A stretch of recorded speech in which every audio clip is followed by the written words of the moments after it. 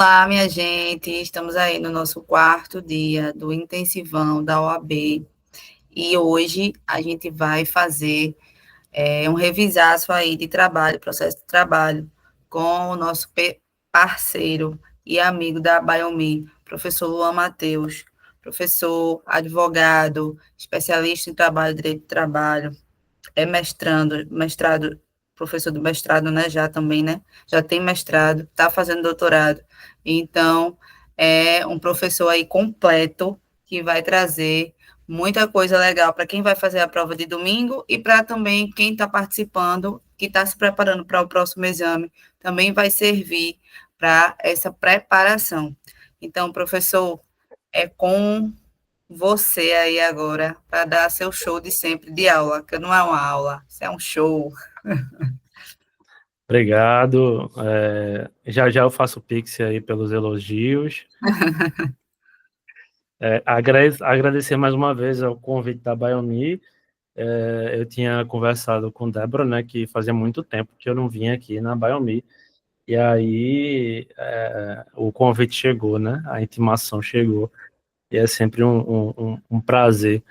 Peço desculpas por ter quebrado o ritual de 19h07. Não é porque eu sou nenhuma estrela, é porque eu estava em aula, né? Então, saí correndo da aula, vim embora para casa para poder ministrar essa aula para vocês. Pois bem, então, vamos começar a brincadeira. Como o Débora já me apresentou, meu nome é Luan Matheus, sou professor de Direito e Processo de Trabalho.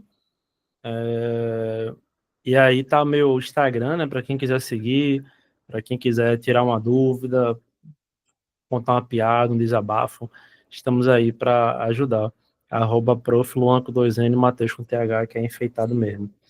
Sem mais delongas, vamos então para a primeira questão, né, do nosso material. Deixa eu só selecionar o slide aqui. Foi. Bem, vamos começar então aí com o direito do trabalho. Lembrando que trabalho, processo de trabalho, está lá no finalzinho da prova de vocês, né? Vocês vão encontrar lá nas últimas questões. O melhor sempre fica para o final. Então, direito do trabalho está lá no finalzinho, esperando vocês, querendo vocês, né? E aí, eu sempre digo aos alunos que façam a prova com estratégia, né? Tenham uma estratégia em mente. Não vá fazer na prova de 1 a 80. Vá primeiro pelas questões que mais valem. Então, você, por exemplo, pode começar com ética, ir para trabalho e processo, somando aí você já tem 18, né? Somando trabalho, ética e processo, você já tem 18 questões. Então, faça a prova com estratégia, né? Do conteúdo que você domina, do conteúdo que tem um número significativo de questões, enquanto a sua mente está ali fresquinha, né? Então, vamos começar com o direito do trabalho. Primeira questão diz o seguinte, foi uma questão do exame 41, exame recente. Diz o seguinte, ó. Antônio Valente é seu cliente por conta de uma reclamação trabalhista ajuizada anteriormente, na qual vocês se sagraram vitoriosos. Agora, trabalhando para outro empregador, né, Antônio Valente viu a possibilidade de passar a exercer suas atividades em teletrabalho, mas sem saber exatamente o que configuraria essa modalidade antes de se candidatar à vaga. Antônio, então, resolve consultar você a respeito do tema. Assinale a opção que apresenta corretamente a sua orientação. A primeira coisa que eu falo para vocês é que há uma diferença entre teletrabalho e home office. Se não houvesse diferença, não tinha dois nomes distintos, né? Então, o home office, ele é um trabalho que existe mesmo antes da reforma trabalhista de 2017.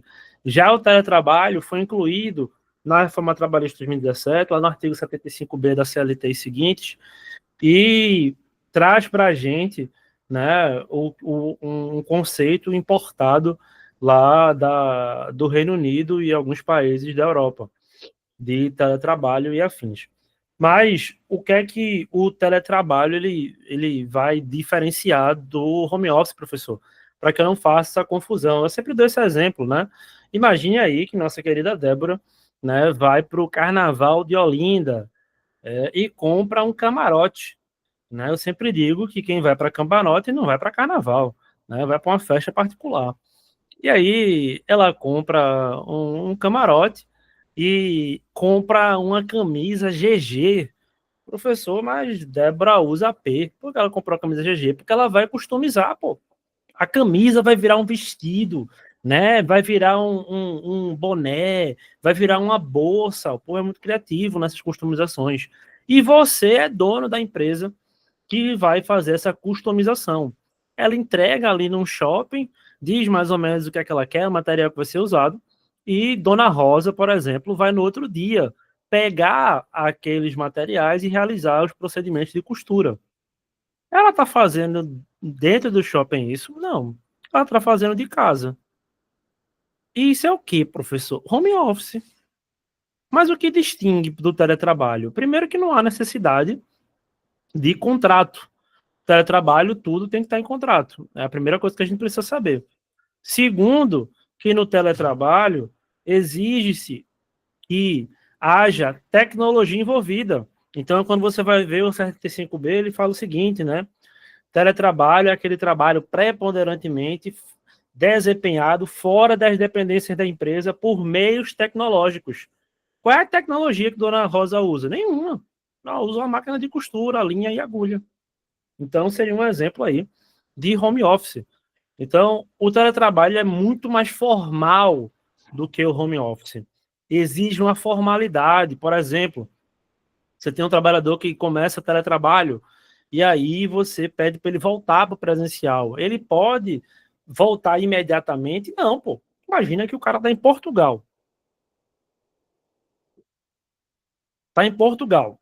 E aí tu fala assim, ó, volta amanhã para trabalhar presencial. O cara mora em Portugal, pô. Como é que ele vai fazer isso? Aí a CLT ele vai falar para a gente que é no mínimo 15 dias, né, para esse retorno ao teletrabalho, no mínimo 15 dias. Professor, se eu por acaso for para a empresa uma vez na semana, duas vezes, seja para participar de uma reunião, ou seja para trabalhar de lá mesmo, desconfigura o trabalho, o teletrabalho? Não, de forma alguma, não desconfigura o teletrabalho. Então, vamos ver aí o que é que as questões trazem para a gente. A gente sempre tem, minha gente, no direito do trabalho, no processo de trabalho, questões que a gente pode eliminar por serem absurdas, né? Então, de terem coisas assim que não tem nada a ver. Então, pode ser o caso de ter alguma dessas aqui, mas só sabe lendo, né? Letra A. O teletrabalho pode ser pactuado, tácito ou expressamente, entre empregado e empregador, não necessitando constar do instrumento individual do contrato de trabalho. Falei para vocês agora, né? Falei agora para vocês de que o teletrabalho, a necessidade, existe a necessidade no teletrabalho de ter contrato. É uma das exigências, tudo tem que estar no contrato. Se vai voltar, tem que colocar um aditivo. Se vai para o teletrabalho, tem que fazer o contrato. Tudo tem que estar em contrato, pô. Então, a gente aí, ó, já risca letra A. Letra B. O trabalho em regime de teletrabalho não pressupõe a prestação de serviços por jornada, por produção ou por tarefa. Você olha aqui e faz, tá, que danada é isso? Não sei, professor. Vamos deixar em aberto. Não passei. O teletrabalho será descaracterizado caso o empregado habitualmente tenha que comparecer à dependência do empregador. O empregado retornará ao sistema de trabalho presencial. Falso. Falei para vocês, posso ir. Né? Posso ir presencialmente, não tem problema nenhum. Tanto é que a gente fala preponderantemente, não obrigatoriamente, fora das dependências do empregador. Letra D. O teletrabalho se dá total ou parcialmente, fora da dependência do empregador, não se configurando como trabalho externo, pressupondo utilização de tecnologia da comunicação e da informação. É justamente o que a gente estava conversando, conforme, inclusive, caput do artigo, né, 75B da CLT. Professor, e a letra B, por que não é ela? O trabalho por jornada, por produção e por tarefa é uma forma de pagamento. Não é uma forma de regime de trabalho ou de prestação de serviço. É uma forma de pagamento. Eu vou te pagar por jornada, por produção, por tarefa. Então, por isso que a gente elimina aí. Letra B, então, primeira questão, gabarito. Letra D de dado. Beleza? Vamos para a próxima. Também do exame 41. Vamos lá. Paulo trabalha desde 2022, desculpa, na Sociedade Empresária Auditorias Fidedignas LTDA, como auditor. A empresa possui plano, permanece de captação e, por isso, Paulo viaja com frequência para realizar cursos de auditório em todo o país e se manter sempre atualizado. Em uma dessas viagens, Paulo estava no hotel tomando banho e, abruptamente, sem motivo aparente, o vidro temperado do banheiro estourou, quebrando-se em vários pedaços, sendo que algum deles atingiram e cortaram Paulo. Em virtude disso, o empregado precisou se afastar do serviço por 12 dias, fim dos quais retornou ao trabalho e reassumiu suas atividades normais. Diante da situação apresentada e da legislação em vigor, assinale a afirmativa correta. Possivelmente, ele vai querer saber aqui de vocês se Paulo tem estabilidade, se Paulo sofre um acidente de trabalho, né? Então, ele vai querer de vocês essas informações. Primeira coisa, professor, como é que funciona a questão de acidente do trabalho?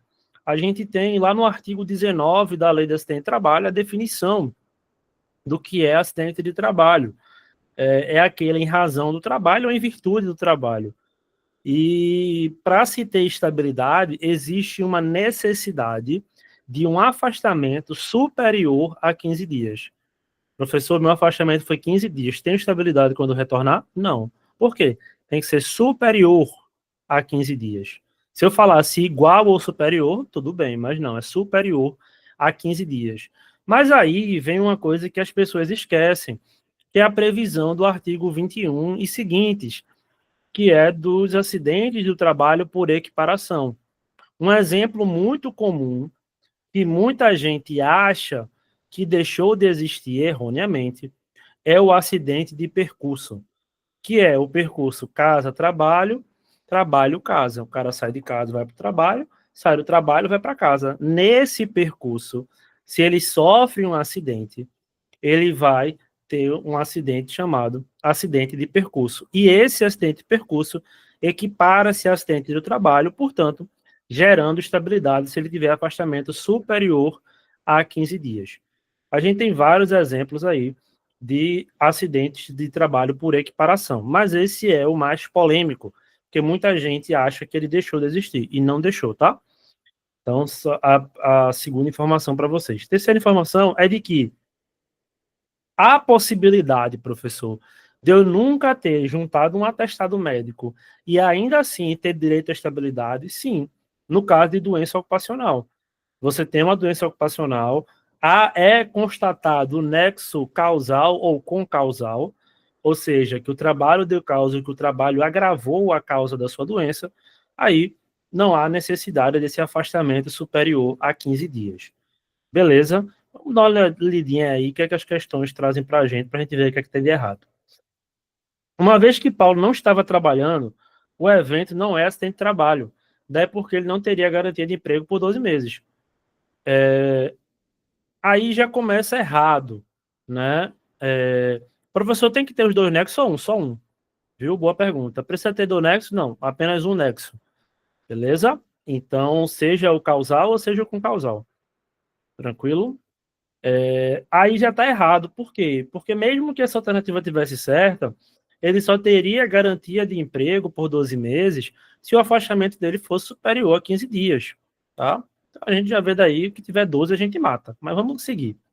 O evento pode ser considerado sem trabalho e por isso o empregado terá estabilidade no emprego por 12 meses a partir do retorno.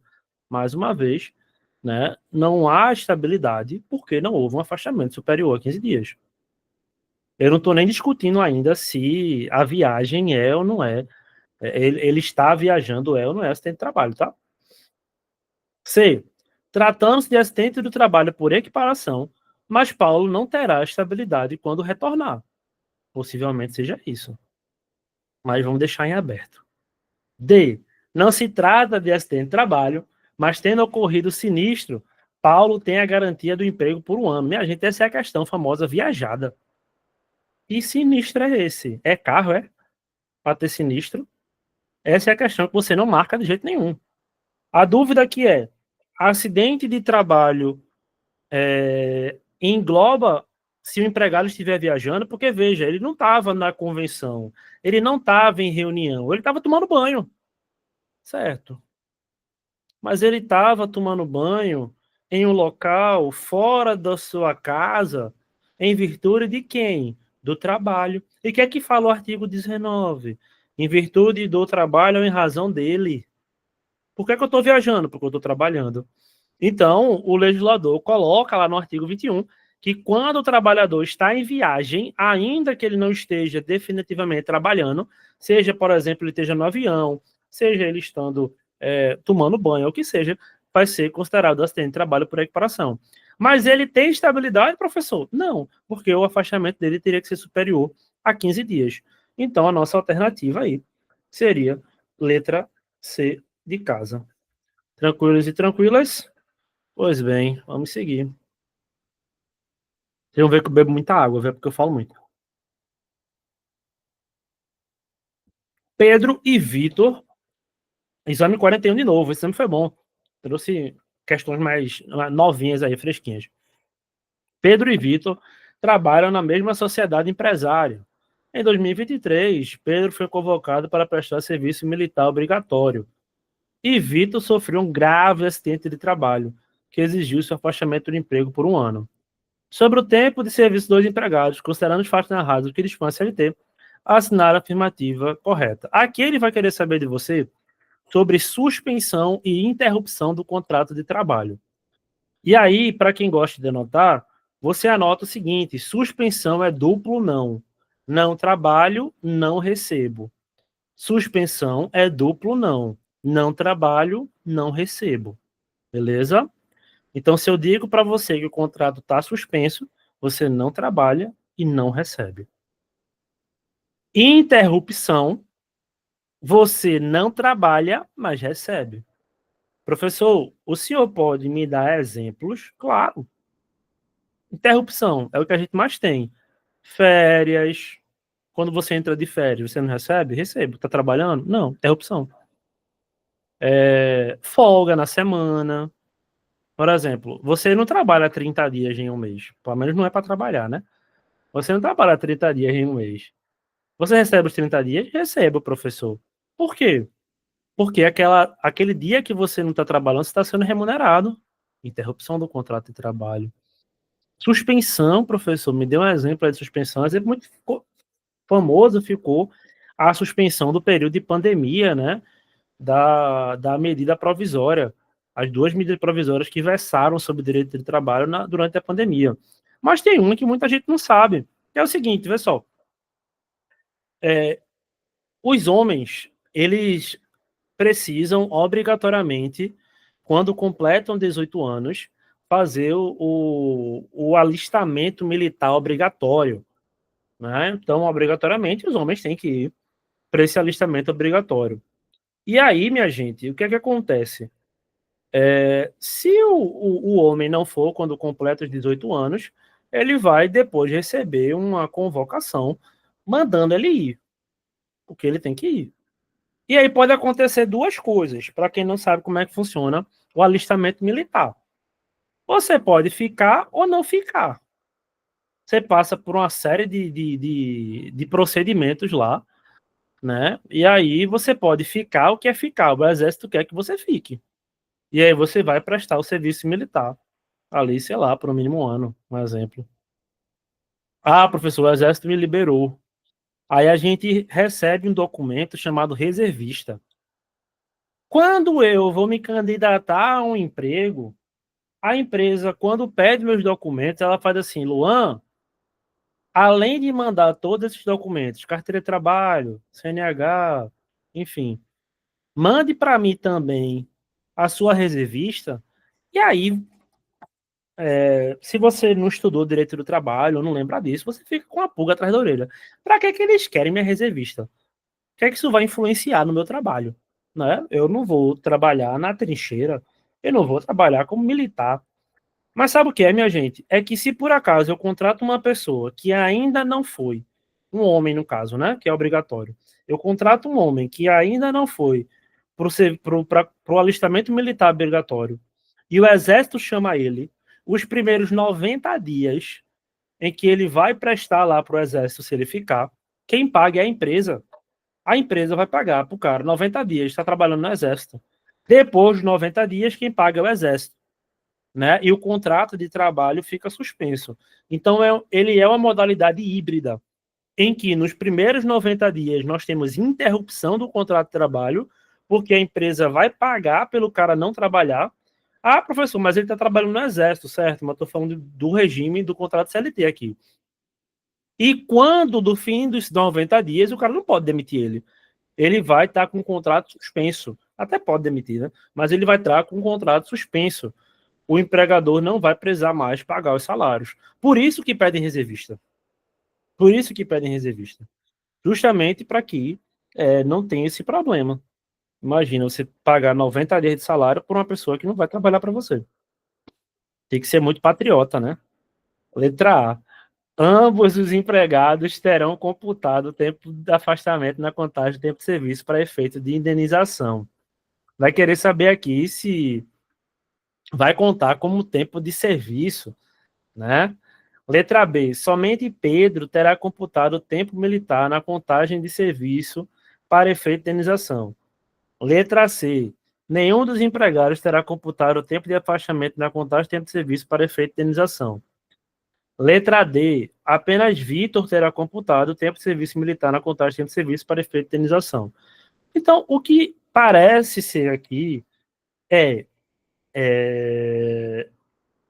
parece ser aqui uma discussão se o tempo de serviço militar entra ou não na contagem para efeito de indenização, ou seja, para levar em consideração para tempo de aviso prévio, para levar em consideração de aposentadoria, tá? Esse é o tempo de serviço que a gente fala.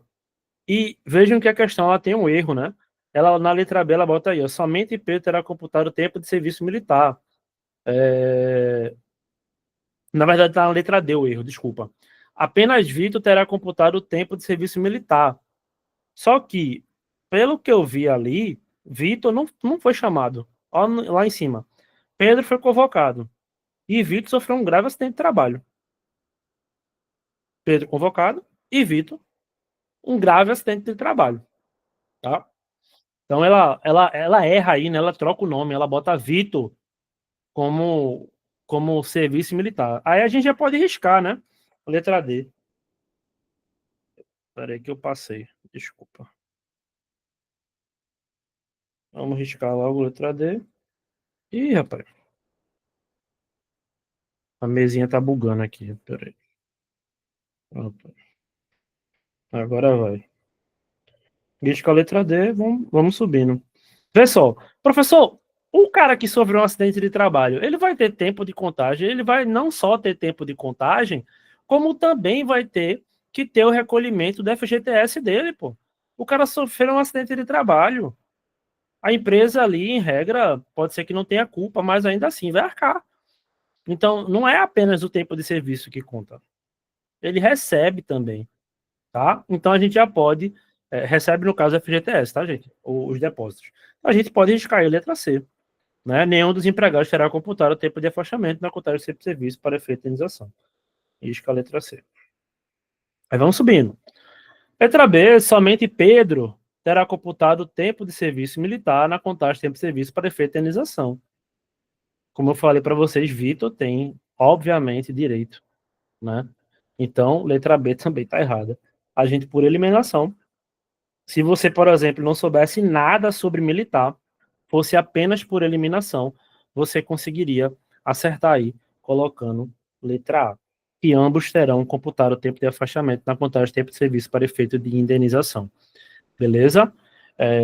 Vitor, obviamente, mas você poderia ficar em dúvida entre Pedro, né? E aí você mataria essa questão de Pedro com eliminação. Em trabalho dá para fazer isso, em processo também, viu? Então é muito comum. Vamos para a próxima. Espera aí que eu voltei em vez de passar. Exame 42 agora. Em 2023, Denilson ajuizou reclamação trabalhista contra um supermercado, alegando que lá trabalhou de 2004 a 2008, sem ter a CTPS assinada. Na reclamação, ele requereu a declaração do vínculo empregatício naquele período para fim de anotação na carteira profissional, pois precisaria desse interregno para conseguir sua aposentadoria no INSS. Em defesa, a sociedade empresária alegou prescrição, mas a ação foi ajuizada após o biênio constitucional. Considerando os fatos e o que dispõe a CLT, assinale a afirmativa correta. Vamos lá.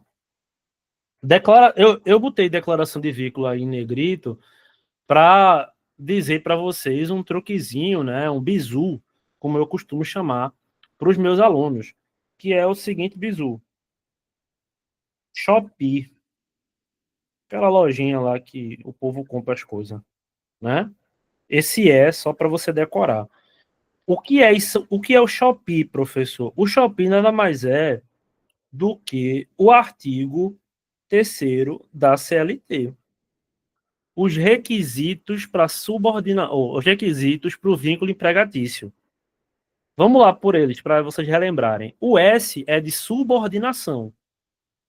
Eu sou subordinado a alguém, recebo ordens, né?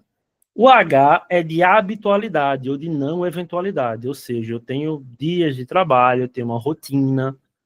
O O é de onerosidade, a melhor parte, né? O salário. Receber, eu te dou trabalho, você me dá salário. O primeiro Pzinho é de pessoa física, né? Que o Supremo está discutindo aí se cabe ou não cabe pejotização, mas vocês vão fazer prova do AB, por enquanto esqueçam isso. Então, ser pessoa física. E o próximo pezinho é pessoalidade. Nada mais é do que eu não posso me fazer substituir por outra pessoa. Então, coloca um card ali, professor Luan vai vir ministrar aula para vocês. Né? E aí vem outro professor que não sou eu. Não, é personalíssimo, pô. Você quer ver professor Luan, né? Como se fosse alguma coisa demais. E aí vamos falar aqui da ação. O que é que acontece aqui? A gente tem a prescrição, duas prescrições que estão relacionadas diretamente ao direito do trabalho. A prescrição bienal, que o nome bi vem de 2, então 2 anos que você tem para ajuizar a ação. Eu sou demitido hoje, né? E vou poder ajuizar minha ação até quando, professor? A contar da projeção do seu aviso, ou seja, o aviso ele pode projetar, pode ir para frente, né? Então pode ser, já aconteceu um caso, por exemplo, que uma senhora chegou no meu escritório e falou que tinha vindo de um advogado, e o advogado disse que ela não tinha direito, porque a ação já tinha prescrito. E aí eu mesmo assim, decidi ouvir, né? Ela estava no escritório, fiz, certo, mas quando é que foi que a senhora foi demitida? Ela, dia tal. E aí eu fiz assim, deixa eu ver sua carteira. Quando eu fui ver, a data que ela foi demitida, por exemplo, foi dia 24 de abril, mas a projeção do aviso estava para 24 de maio, ou seja, ainda tinha um mês para dar entrada na ação, para terminar os 2 anos. Então, o aviso prévio deve ser levado em consideração, tá? Para início da prescrição bienal. E a outra prescrição é a prescrição quinquenal. Imagina aí que eu trabalho 30 anos na empresa. Em regra, eu poderia pedir os 30 anos, né? Mas há uma prescrição que diz que você pode pedir os últimos 5 anos. A contar de quando, professor, de quando eu sou demitido, do aviso prévio, de nenhum dos dois. A contar de quando você ajuiza a ação. Então, se eu ajuizo a ação 1 ano depois, é daquele momento para trás, os 5 anos. Já perdi, em regra, ali, por exemplo, 1 ano. E aí vamos ver as alternativas aí. A sociedade empresária está equivocada, pois o prazo é de 30 anos, tal qual sucede com o FGTS. Antes de 2017, não lembro se foi 17 ou 18. Antes de 2017 e 18, a gente tinha uma súmula que dizia que se aplicava a prescrição de 30 anos por FGTS para as ações que forem ajuizadas até o ano de 2017, um exemplo. Né? Isso aí já morreu. Né? Então, essa letra A, ela está errada. Essa prescrição do FGTS não é mais de 30 anos, e sim de 5. A prescrição se consolidou e pode ser conhecida de ofício pelo juiz, mesmo não havendo defesa. Vê só, vê essa frase. A prescrição se consolidou. O que quer dizer isso, professor? Sei não. Virou o quê? Uma pedra, foi? Virou uma estátua de mármore? Não é só se foi isso. E pode ser conhecida de ofício, pô. Juiz conhecendo de ofício a prescrição. Mesmo sem haver defesa, a gente sabe que essas prescrições têm que ser alegadas pela parte. Se ela não alega, morreu, pô. O juiz vai condenar em tudo. Então, letra B aí, a gente risca. Letra C. A sociedade empresária está correta, havendo prescrição porque a ação foi juizada mais de 2 anos após a ruptura. Vamos ver se é essa. Letra D. A sociedade empresária está incorreta, pois as ações que têm por objeto anotações de prova junto à Previdência Social são imprescritíveis. É essa a alternativa. Por quê, professor? Porque é uma ação meramente declaratória. Ela não vai condenar, por exemplo, você a pagar alguma coisa. É uma ação meramente declaratória, para fins de averbação de anotação. Ela não tem prescrição, é imprescritível. Logo, a letra C está errada, né? E a gente marca letra D de dado. Beleza? Vamos seguir.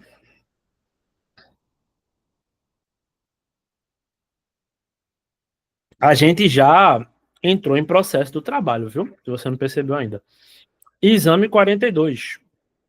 Foi protocolada a petição de homologação de acordo extrajudicial para, sei lá, Vara do Trabalho de Florianópolis. As partes envolvidas são Luísa, empregada doméstica, e José Pedro, seu ex-empregador. O valor apresentado por acordo é de R$ 27.000, pagos em 2 parcelas iguais e sucessivas, sendo mantidas a anotação das TPS de Luísa. Empregado e empregador estão representados pelo mesmo advogado.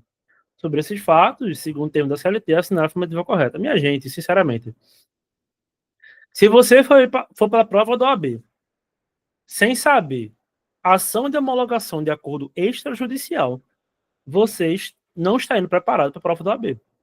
Porque desde que a ação de homologação de acordo judicial existe, ou seja, 2017, que a FGV cobra ele. Desde que ele existe. E ela cobra da mesma forma. Está previsto lá no artigo 855B da CLT. E quais são os requisitos? O que é, professor? Nada mais é do que o seguinte. Olha o nome da ação.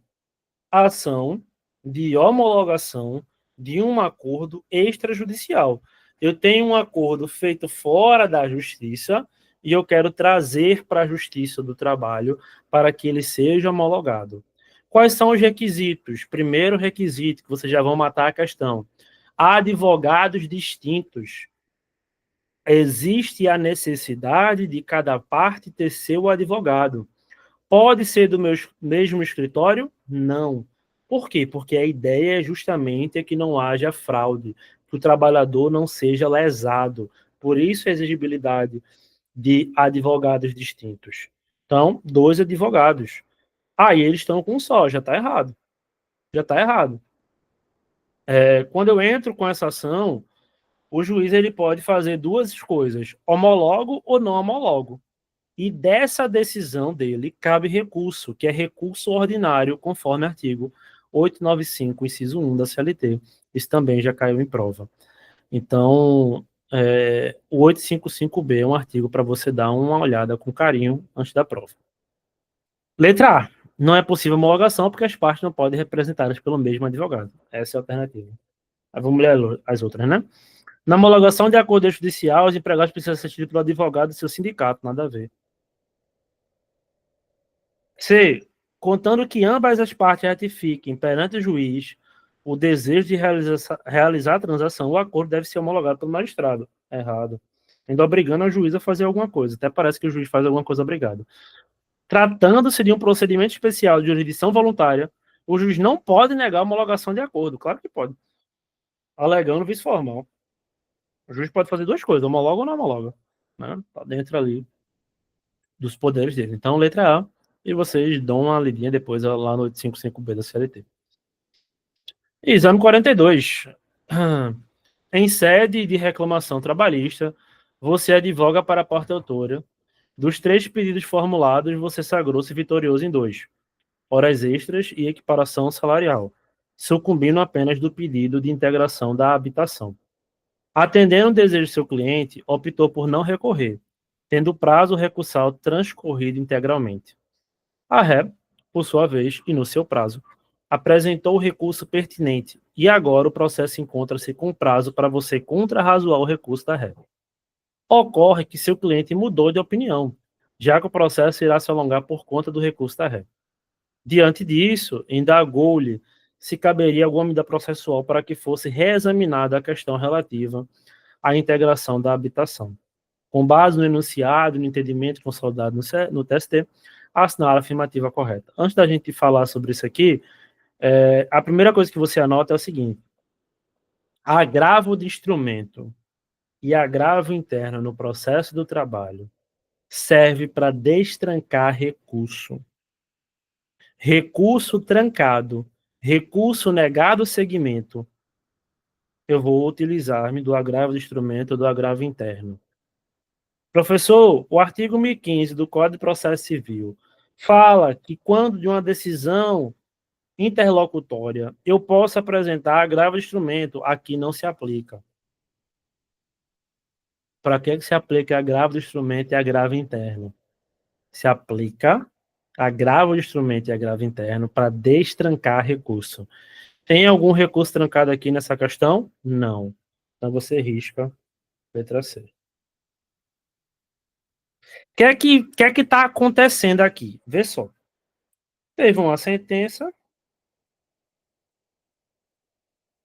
Uma das partes apresentou recurso ordinário, a outra não quis apresentar.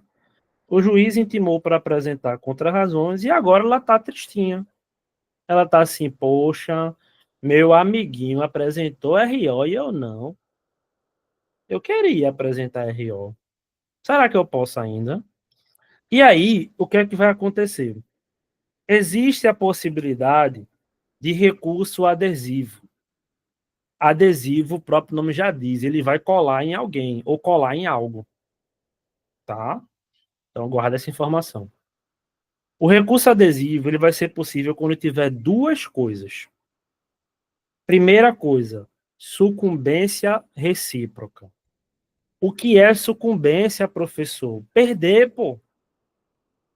Imagina que você quer terminar com o seu namorado de forma jurídica. Você vai chegar para ele, meu amor, nesta relação entre eu e você está sendo sucumbente. Você está me perdendo. Que coisa linda, pô. Coisa romântica. Uma forma mais leve, né, de terminar um relacionamento. E aí, professor, o primeiro requisito, então, é ter sucumbência recíproca. Exato. Existe sucumbência recíproca aqui? Existe. Ele pediu 3 coisas. Ganhou 2 e perdeu 1. Ou seja, ele foi vitorioso em 2 pedidos, mas perdeu 1. Certo, professor? Então, o primeiro requisito tá aí, tá. Qual é o segundo requisito? Está no prazo das contrarrazões. Porque se eu apresento no prazo normal, é RO, no prazo de 8 dias. Mas se eu apresento quando do momento das contrarrazões, e eu quero recorrer, eu apresento o recurso ordinário adesivo ou recurso adesivo. Então, o que é que você tem que atentar? O cara quer recorrer? Quer. A questão deixa claro isso. Vou lembrar que o professor disse que são 2 coisas. Primeira coisa, a sucumbência recíproca? Tá. Tá no prazo das contrarrazões? Tá. Recurso adesivo ou recurso ordinário adesivo. Então seria letra A. Não seria nem letra B, nem letra D de dado. Beleza? Ah, uma coisa. O recurso adesivo, ele cabe apenas para 4 recursos no processo do trabalho. tá? Que é o recurso de revista, o agravo de petição, o recurso ordinário e os embargos ao TST. Tem outro professor que cabe, mas isso não é um recurso trabalhista, mas a gente usa, que é o recurso extraordinário. Também cabe a possibilidade de recurso adesivo. Todos os outros não cabem. Pode ter agravo de instrumento adesivo? Não. Beleza? Bem, em 2024, o juiz proferiu sentença ilíquida, em reclamação trabalhista, na qual você advoga para o autor que foi julgada procedente. O feito havia ajuizado no final do ano 2022 e o juiz elaborou e tornou líquida a conta, tendo aberto um prazo para as partes se manifestarem. A parte ré silenciou-se e você apresentou sua impugnação, que não foi acolhida pelo juiz. Ato contínuo, houve decisão homologatória da sentença de liquidação. As partes foram intimadas, a ré garantiu o juízo e apresentou embargos de execução. Você apresentou impugnação de credor e contraminuta os embargos de execução apresentada pela ré. Diante da circunstância, assinala a afirmativa correta. O que é que acontece aqui, minha gente? Isso aqui já caiu tantas vezes, que é sobre execução. A sentença, ela pode ser líquida ou ilíquida. Líquida quer ela dizer que ela tem valor determinado. Então, por exemplo, condeno o pagamento de horas extras de R$ 27.380,99. Ou ilíquida, só condeno o pagamento de horas extras. Em algum momento, vai ser necessário fazer a liquidação. Quando essa liquidação ocorrer na execução, o juiz deverá obrigatoriamente abrir prazo para as partes falarem sobre aqueles cálculos, por meio da impugnação. Se eu não falo, professor, chorou para tu. Preclusão. Então, o que está acontecendo aqui? A ré não falou e lá para frente, no processo de execução, ela quis vir falar. Pode, professor? Não pode, é preclusão. Vamos ver aí as alternativas. Letra A. Você deverá sustentar em contraminuta aos embargos de execução que a ré apenas poderia questionar a sentença de liquidação por meio de embargos à penhora. Não é essa matéria que a gente vai trazer, né? Letra B. Tendo em vista que sua impugnação à conta do juízo foi rejeitada, a matéria atinente sua impugnação do credor deve ser diversa, não podendo ser renovada a discussão da impugnação de conta de liquidação. Eu não posso ter o duplo grau jurisdicional, o juiz decidiu, acabou-se. Não. Na sua contraminuta, assim como na impugnação do credor, caberá apenas discutir a matéria relativa às razões pelas quais os valores apurados estavam incorretos, não havendo que se arguir acerca da não impugnação da ré, a conta de liquidação por ser facultativa, não é facultativa. Letra D. Está preclusa a arguição das matérias que impugnam os cálculos homologados em sede de embargos, uma vez que a parte não apresentou impugnação os cálculos no momento oportuno, cabendo ao advogado doutor formular essa alegação na contraminuta dos embargos da ré. Minha gente, isso aqui já caiu mais de 4 vezes na prova de processo de trabalho. Tá? E é sempre isso. O cara não apresentou a impugnação, você vai dizer que foi preclusão. Viu? Bem tranquilinho. Próximo. Em uma reclamação trabalhista requerendo a responsabilidade civil do empregador, em razão de uma alegada doença profissional, o juiz deferiu a realização de perícia, sendo que ambas as partes que hesitaram em indicar assistentes técnicos. No laudo, foi detectado que realmente houve doença ocupacional. Com base nele, o juiz julgou procedente os pedidos. Sobre os honorários do pedido e do assistente, considerando o entendimento do TST, na afirmativa correta. Essa é muito fácil, né? Quem tem que pagar o perito, professor? Quem perdeu, quem foi sucumbente no objeto da perícia. Cuidado, porque a gente pode pensar o seguinte: quem perdeu a perícia é. Não. Porque, por exemplo, o perito pode ter dito assim: existe nexo causal. Aí o juiz diz: não entendo pelo nexo causal, portanto, indefiro o pedido de doença ocupacional. Quem perdeu? O reclamante. Mas ele ganhou a perícia. Por quê? Porque a frase é: quem perdeu no objeto da perícia. Se há ou não há doença ocupacional, se há ou não há periculosidade. E quem decide isso ao final é o juiz. Então, cuidado para vocês não serem confundidos, porque isso também já caiu em prova. Mas aquele quer saber de pagamento. Quem paga? Quem perde? E os assistentes? Quem indicou, pô? Assistente e acessório. Se você quer um acessório, né, é você que pague por esse acessório. Então, cada qual que arque com o seu assistente técnico. Mas aqui, eu coloquei em negrito, deferiu relação de perícia, só para vocês darem uma olhada depois na súmula 414 do TST, que fala sobre atacar, né, a decisão interlocutória. A decisão interlocutória no processo de trabalho, em regra, não cabe recurso imediato, em regra. Mas a gente tem duas exceções, súmula 214 e súmula 414. A súmula 214 fala para a gente de que, lá no item C, tá? Fala para a gente que o juiz que acolhe exceção de competência territorial e determina que os autos sigam para juiz de outro TRT, cabe recurso de imediato, essa decisão interlocutória. Em outras palavras, o juiz entendeu que o processo não era para ser julgado por ele e manda para outro TRT, cabe recurso de imediato. Não é mandar para outro juiz, é mandar para outro juiz que esteja em outro TRT.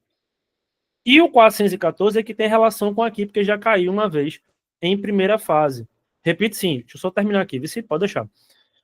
O que é que caiu? Caiu dizendo o seguinte, que o danado do juiz mandou antecipar o pagamento do perito. Disse assim, empresa, pague ao perito R$ 5.000. A empresa disse, como é que eu vou pagar um perito que eu nem sei se eu perdi ou ganhei? E a gente tem na CLT que o juiz não pode obrigar essa antecipação de honorários. Só que é uma decisão interlocutória. Em regra, não cabe recurso imediato. E aí a gente vai, né, beber na fonte da OJ 92 da SDI2, que fala que quando não cabe recurso, apresenta-se mandato de segurança, né? E na 414, ele fala, no item 1 e no item 2, sobre liminar. Quando a gente tem liminar, que é definida ou que é concedida ou não concedida em sentença, cabe recurso ordinário. Quando ela é concedida ou não concedida antes da sentença, cabe mandado de segurança. Esse é o teor da súmula 414, que são as exceções ali que eu mencionei para vocês. Mas aí a pergunta foi, professor, repete a explicação dos honorários agora. Os honorários periciais são pagos, né, pela parte em que foi perdedora, sucumbente no objeto da perícia.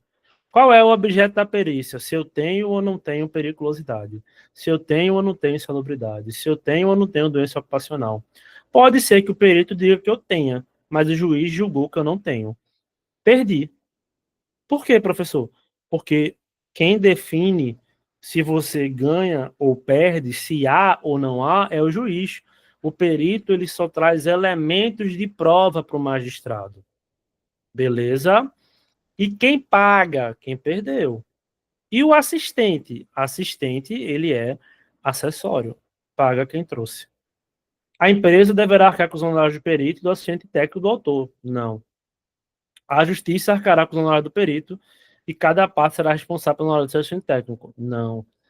Cada parte arcará com metade do valor do honorário do perito e de nada, e integralmente com os honorários do assistente técnico. Não. Letra D. O réu será condenado a pagar o honorário do perito porque sucumbiu no objeto de prova e arcará com os honorários do assistente técnico por ele indicado. É essa a alternativa.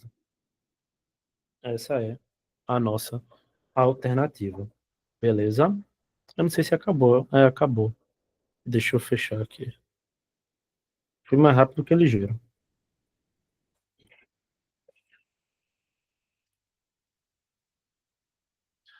E aí, minha gente? Acabou, menina. Rápido, a gente fez aqui um monte de questão. Ligeiro. E aí, minha gente? Antes de eu me despedir, queria dar um recado, obrigado, queria dar um recado final para vocês, né? Aproveitando, quem tirar print aí e quiser me botar no Instagram, viu? @profluanmateus, bote lá aula top, mesmo que ela seja ruim, pô. Dá uma força aí pro professor, né? E aí, minha gente, queria dizer para vocês o seguinte, né? Eu já estou nessa estrada de exame de ordem já vai fazer 10 anos, estou ficando velho. Cheio de cabelo branco, tá chegando a idade, né? E eu digo a vocês que o principal fator da não aprovação é o psicológico. Então, o recado final que eu deixo para vocês é: cuidem da cabecinha de vocês, nada de sábado à noite estar estudando, revisando, dia de domingo. Tinha gente domingo de manhã, pô, passando por mim, escutando o áudio de aula. Pelo amor de Deus, pô, tu aprendeu o que ali? Nada, né? Eu mesmo, no dia que eu fiz a prova, eu tive uma dor de barriga danada. Meu medo era ter que ir no banheiro e perder tempo fazendo prova, né?